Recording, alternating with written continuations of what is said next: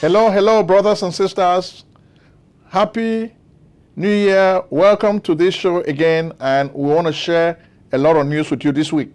What is really happening in Africa? Newsweek, that's what we're going to share with you right now.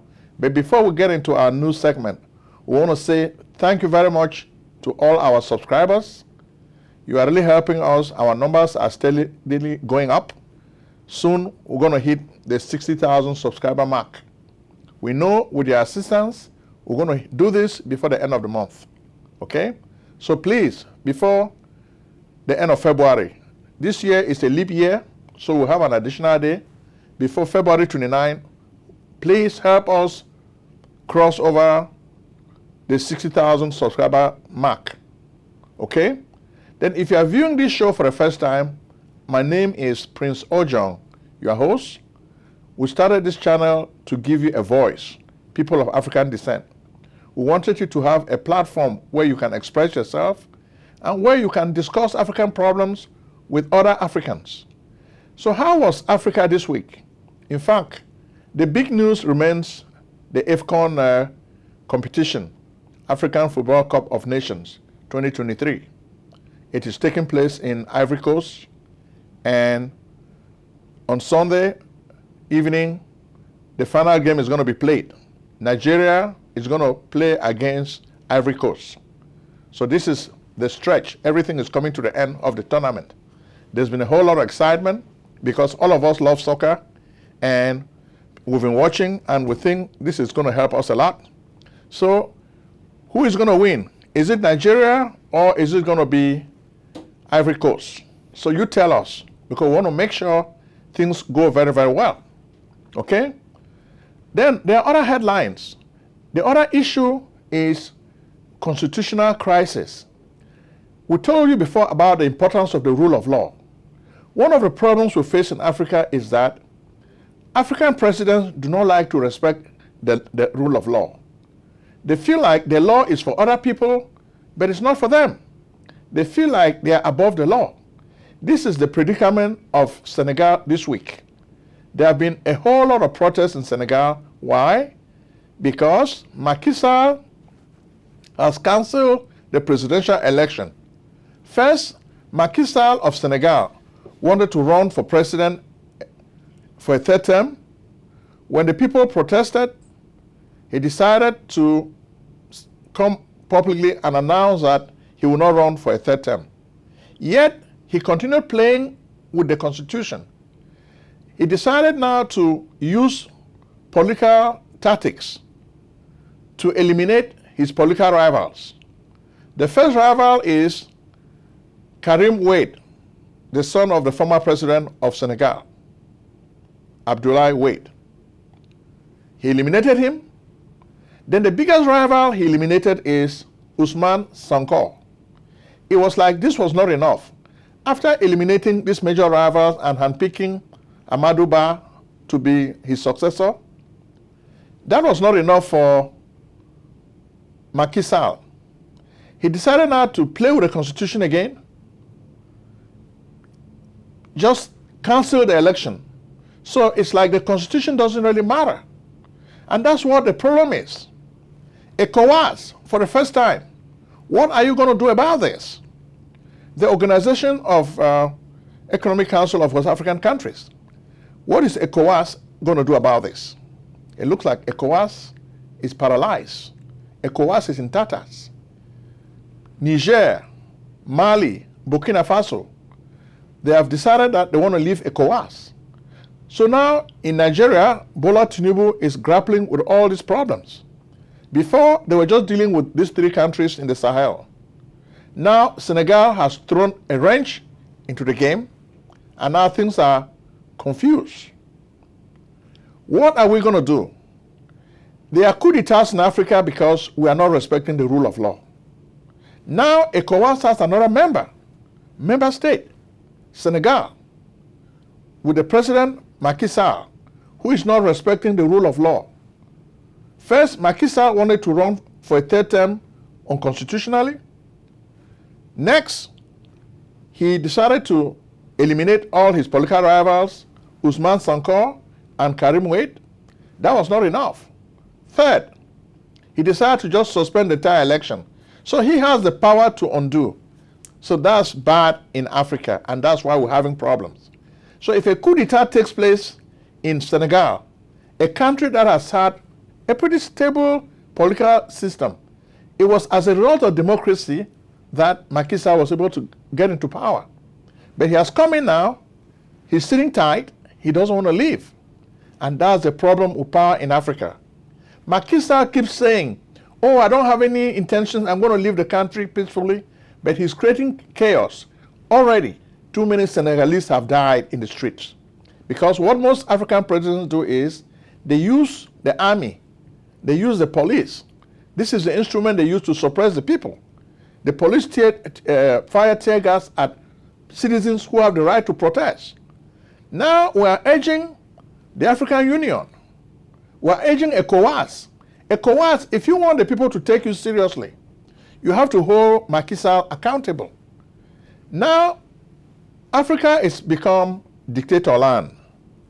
When you have a dictator, ECOWAS cannot tell him to obey the rule of law. But when the military guys take over the country, you start complaining, oh no, this is not good for democracy. Who is breaking the law? The person who is breaking the law in the first place is the African president. He's the one breaking the law. In fact, most of the pushes, even the guy in Guinea, okay, he said it too. When he went to the UN meeting, General Assembly, Mamadou Doumbouya explained that coup d'etats are happening because the presidents are not respecting the constitution. So, ECOWAS focus attention on the unconstitutionality of the rule of law in most of these African countries. When presidents do this, it's not good. So take Macky Sall to task. The African Union, don't leave this guy. He needs to restore democracy. He needs to reschedule this election. He needs to allow all the candidates to run. We've been saying it on this show that what Macky Sall is doing is unconstitutional. La constitution constipée, comme dit la purée de Banga. Okay? We need to change this. What is happening in Senegal reminds me of what has happened in Cameroon. Biya Paul, the illegitimate sit-tight president of La République du Cameroon, has been in power since 1982. He wins every election. He changes the constitution like toilet paper. He uses it to wipe his butt. Okay? The constitution of Cameroon doesn't matter. So it's the same thing. When La Purée de Banga decided to compose a song to criticize Biya, La Constitution Constipée, they put him in jail and eventually poisoned him and killed him. La Purée de Banga, in fact, came to the United States, but he was already a dead man. He was finished. They had already put chemicals into his body to silently kill him, and he died. But even though he died, the ideal of democracy, the ideal of respect for the rule of law lives on. The people in Cameroon are really tired.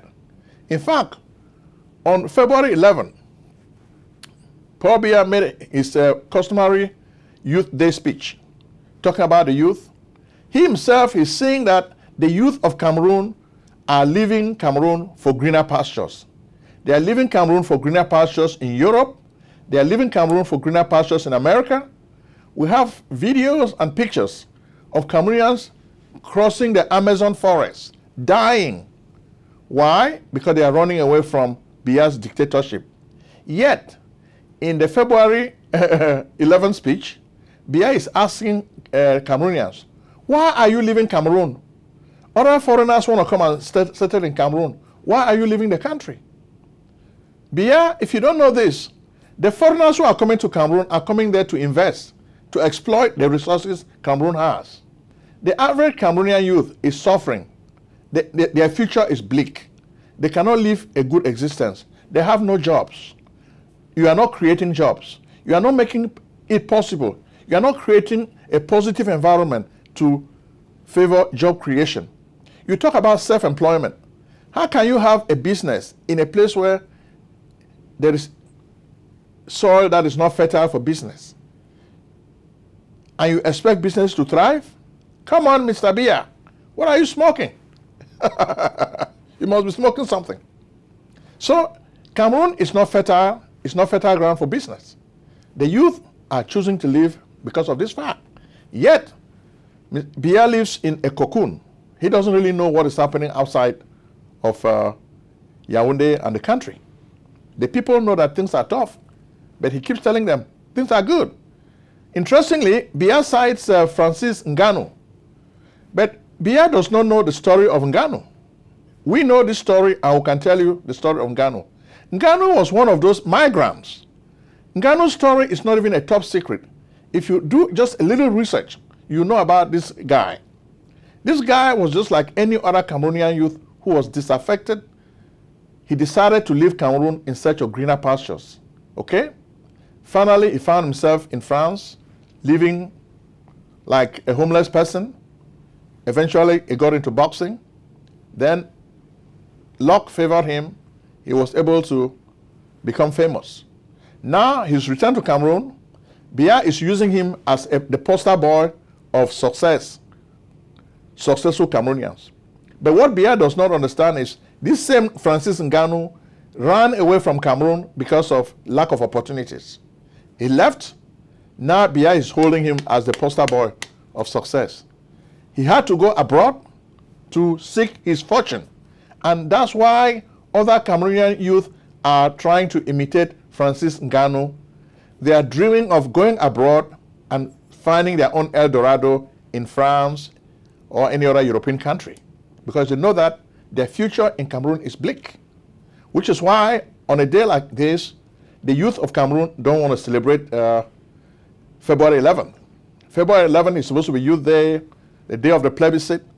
But now, the people in Ambazonia look at this date negatively because they don't really see what they are celebrating. And when you look at the streets, we saw pictures of guys who are blacklegs in Ambazonia. They were using money. They were paying guys in the street to go and march on February 11th. Even though they were paying the money, you could just count the number of guys who were marching. So it just tells you that the lockdown and ghost town in Ambazonia are working. They are working effectively. Civil disobedience is working effectively. If somebody had told you civil disobedience doesn't work, then he doesn't understand. It is working very, very well. The people of Ambazonia are refusing the authority of Mr. Paul Biya. Interestingly, even those who are telling you, oh, the Ambazonia revolution is done. It's not done. It's not over. The revolution is grinding on. It's grinding on, just like a wheel. It's grinding on. Tomorrow they will tell you, oh, no, it doesn't exist anymore. What happened this week? The district officer, I think one Congo guy, was arrested by the Ambazonia Restoration Forces. You look at one of the ADF forces, arrested him, took him to the bush. In fact, when he fell into a ravine, the ADF guys decided to just let him die after they shot him and threw him in a ravine. He fell in that ravine. They just assumed that he would die there. They just left him to die. Fortunately for this district officer, he was able to pull himself up, walk. Then finally, the Biya forces found him and picked him to the hospital to treat him. Now they tell you, oh, he has been relieved by the brave forces of the army. It's a lie. They left him for dead in a ravine. The guys do not want to go down the ravine to pick him up because they wanted him to just die there like trash. Fortunately for him, that was not his day. God had just told him that you are working for the wrong government. Don't work for La République. It's the wrong government. This guy probably will learn a lesson. If he doesn't learn a lesson, there may not be another tomorrow. That may be the end of him. So that's what you see in Ambazonia. There is complete lockdown and ghost town. So the people don't want to obey the government of Biya. And of course, we cannot end the story of Ambazonia. We talked about General Big Number Efang Emmanuel before. We said he was dead. It looks like he was shot in the stomach during a battle. He did not die. While receiving treatment in a hospital, La République forces found him, took him, then they killed him. So you can see a picture General Efang Big Number took with late General Ivo These are two heroes of Ambazonia who have given their life for the revolution. So instead of arguing whether they were fighting a lot or they were not fighting, just give them their due. In Africa, we have to honor the dead. Okay? These are all martyrs of La République dictatorship. Then you also have those media martyrs also, like people like Mancho BBC, who are still in Congo. On a day like today, we want to honor the youth. This young person was leading the Coffin Revolution. He was against Biya's dictatorship, and he created the so-called Coffin Revolution. Mancho BBC. We salute you. We know you're there, and you are suffering for what you believe in. And this is why we say these are freedom fighters. But they are martyrs of freedom. So many media martyrs, people who died because they're doing the work of journalism in La République du Cameroon. When Paul Biya is asking, why are they leaving? They are seeing what is happening to their peers. You are a murderer. You are killing so many of them. You think they don't know? They know you're killing so many of them. So they are running away from you because you are deadly. That's what is happening, Biya. The people are running away from you because you are a killer. Okay? Thank you. Then we'll take you now to Nigeria. Do you need tax preparation services? We can help. Contact PJ Tax Service, America's only full-time income tax preparers. Like the good old doctor, we do not close our doors after April 15th. In fact, we stay open all year round in order to serve you. We are located at 11207A, Lockwood Drive, Silver Spring, Maryland, 20901. Make an appointment today with Prince Ojong, your tax expert. Call 240-350-1131 or visit us on the web at www.pjtaxservice.com. In Nigeria, we have two major stories. The first story has to do with Nnamdi Kanu, the leader of IBOB, the indigenous people of Biafra movement. He was arrested in Kenya and taken to Nigeria by secret agents of the Nigerian government. So you can see how the governments collaborate. So it looks like the government of Nigeria collaborated with the government of Kenya to kidnap him and take him back to Nigeria. So that's what happened. Of course, why would you be surprised? Nigeria did the same thing under Buhari. They did the same thing with Sisiku Ayoktabe. They kidnapped him with his team from Nira Hotel. Then they took him to Yaoundé and put him in a dungeon. So it's not a new thing. Governments in Africa do not obey the law. And that's why you have coup d'etats. Because people feel they can take the law into their own hands. If can. If he can do it, why can I not do it? So I have the right to do it if the other guy is doing it. So that's how the people feel. Okay? So it's really sad, but they feel that way. So the next story has to do with the AFCON. It looks like Bola Tinubu wants to go and watch this match. But some of you are telling me you are really disappointed when a lot of Nigerians die in the hands of bandits. Bola Tinubu does not even go to pay them any honor or respect. But he's talking about going to watch a match for pleasure. Is this a caring president? You don't think so? So Bola Tinubu, the people don't think you care. So think about it. But another sad story that we have for you in Nigeria is the story of Herbert Wigwe. Wigwe is the CEO of Access Bank Group. Access Bank Group has been growing and growing. In fact, Herbert Wigwe was really thinking of building this bank to rival a major multinational like Citibank. But his life was cut short by a helicopter crash in Southern California in the United States of America. And this is a big loss to the Nigerian banking industry. And it's a big loss to the banking industry also in Africa. Because banking is really central to the development of any country. Because to develop a country, you need businesses. Businesses need capital. Banks provide access to capital for development. So losing such a top banking official is a big loss for Nigeria, a big loss for the African continent. Next, we take you to Somalia. All is not well in Somalia. Al-Shabaab is very, very active. Drones to kill Al-Shabaab. Al-Shabaab retaliates also. Today, we understand they kill military people from the United Arab Emirates and Bahrain. So Al-Shabaab remains active. So who told you Al-Shabaab has been vanquished? If they told you that, it's a big lie. Okay? Al-Shabaab is still very, very active. Next, we take you to South Africa. Tired of waiting in long lines at the emergency room or your doctor's office? You should be. Why wait in long lines for care? It's time for you to come to Lucille Urgent Care. Real care, no waiting. Lucille Urgent Care, the best place for true and loving care. Service at Lucille Urgent Care is convenient, fast, time efficient, affordable, accessible, transparent, and cost effective. Royal treatment is your right.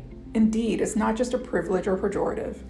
Skip the emergency room's long lines, kiss the ER goodbye, say farewell to your old doctor's office, pay less, save time, enjoy the excitement of convenience, receive immediate treatment, get the healthcare you need quickly and affordably. Lucille Urgent Care offers many express services: rapid COVID-19 testing, on-site prescription, preventative lab services, imaging and x-rays, urgent medical treatment for common illnesses and injuries, routine vaccines and flu shots, work-related injury services, pre-employment, occupational, annual, and sports physicals, immigration exams, and much more. Same-day treatment, rapid lab results, extended hours, weekend hours, no appointment necessary, no insurance necessary, no doctor necessary, walk-ins accepted, telemedicine available. We are open 7 days a week with evening and weekend hours. We are located in Maryland. Lucille Urgent Care, 903 Half York Road, Towson, Maryland, 21204. Website, lucilleuc.com. Call at 443-275-1286 or 301-593-4897.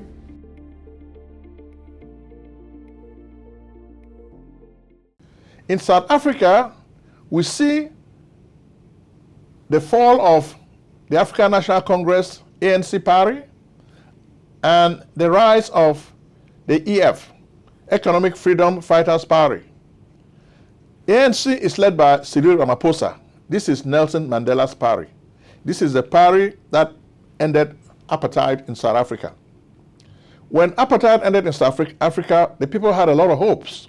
They were thinking the average black person would not just have to vote, would have the power to vote. In addition, they will be able to have economic freedom and social freedom.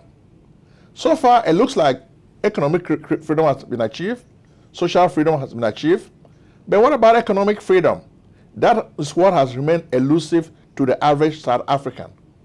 Jobs, jobs, jobs, economic opportunities are not there. We're hoping that Cyril Ramaphosa, being a business person, will create a positive environment where the youth of South Africa would have jobs. It's because the youth of South Africa are desperate. That's why they don't even like foreigners. They feel foreigners are taking their jobs. If Cyril Ramaphosa were a good guy, he would try to focus on job creation so that the average South African person can have a job they can hold dear. But what about land reform? Well, that's also dead on arrival. People were thinking that being a South African party that came from apartheid, Cyril Ramaphosa would lead this party so that way there should be more parity, so that land should be returned to black people. But is Cyril Ramaphosa doing that? No. He is instead playing games and playing politics, which is why Julius Malema is rising. Julius Malema is a rising star. They are trying to stop him, but this brother is unstoppable. He's flying. Look at the color of his party, red. Red means blood. Red means fire. This guy is fire. And we're really happy. We like what he says. He's supporting Palestine. He's supporting African causes. He's supporting jobs for young people of South Africa. He's also supporting land reform in South Africa, which is going to bring a lot of change in South Africa. I know the white farmers are getting scared. They're getting scared because this brother is going to turn things up. He's going to shake things up. He's going to shake things up in South Africa. And that's why the new elections that are coming. Cyril Ramaphosa was making a speech where he was making a case to justify the ways of SCNC. SCNC has done so much for the country, but we think the people are leaning towards Julius Malema. He's the new blood. He's the new vision for Africa. Africa for Africans. That's basically the vision of Economic Freedom Fighters Party. And finally, we want to take you to Sudan. The war in Sudan rages on. We're even afraid of after shocks that may take place in South Sudan and other neighboring countries. Why are these two generals fighting? People keep asking me. It is rivalry, simple rivalry, the fight for power. They are tearing their country apart, ignoring that this country is not just for two guys. The country is for all Sudanese. But two guys have taken this country captive. General Berhan and Delgado. These two guys of the General Army, then RSF, they are dominating the country, tearing it apart into pieces. After the war in Darfur, you think that Sudan needs some respite, some stability, some peace. No, it's not happening. A lot of proxies have struggled to broker for peace in Sudan, but the peace is not holding. So what is going to be done? Even the United Nations is ineffective in trying to solve the problem in Sudan. So what is really going to happen? Well, if we want stability, if we want peace, then we have to learn. It is very, very important to respect the rule of law. Respect the rule of law. When we don't respect the rule of law, terrible things happen. And that's what we're learning from what has happened in Senegal. It is an eye-opener for Africans. If we want a free Africa, then we have to respect the rule of law. Whether you are president or you are a common man, respect the rule of law. The law is for all persons. Do not say, because I'm president, I'm above the law. That's what is creating problems in Africa. And that's why ECOWAS, as an organization, is failing. Because they cannot police the dictators. Until ECOWAS is strong enough to police the dictators, it will become an irrelevant organization. And that's why we've said before, to move forward, we need to have a United States of Africa. It may sound like a big vision, but we need to think big. Look at our problems. We need to be able to police these presidents. Because when you don't police them, they can do human failings. People are weak. They can always do the wrong thing, and nobody will hold them accountable. So we need an African parliament to start with. The AU should turn into an African parliament. Thank you very much. Bye-bye.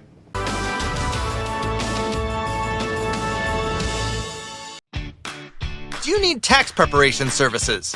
We can help. Contact PJ Tax Service, America's only full-time income tax preparers. Like the good old doctor, we do not close our doors after April 15th. In fact, we stay open all year round in order to serve you. We are located at 11207A, Lockwood Drive, Silver Spring, Maryland, 20901. Make an appointment today with Prince Ojong, your tax expert. Call 240-350-1131 or visit us on the web at www.pjtaxservice.com.